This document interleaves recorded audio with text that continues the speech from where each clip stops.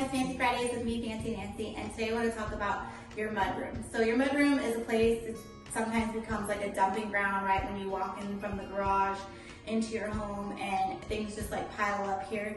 And I just want to show a creative way where you can actually accessorize and style your mudroom and make it functional. So you can do like little things like this if you have kids for chores or homework. You can get something like this and do tasks. You can get chalkboards and do chalk and like list them out, or chalk pens. And you can have chores, calendar of events, what you're having for dinner, whatever you want to do here.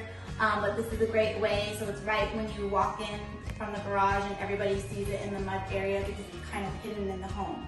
As far as the mud bench is concerned, you know, they have usually high cabinetry area and low for like shoes.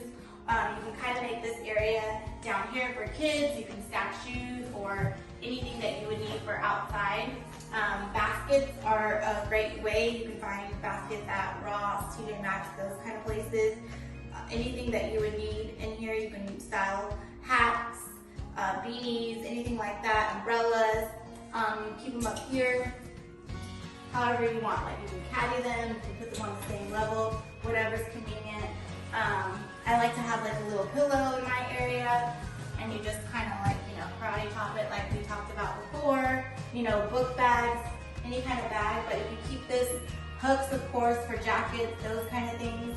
Like I said, you can stack your shoes down there and it keeps it organized and clean and uniform.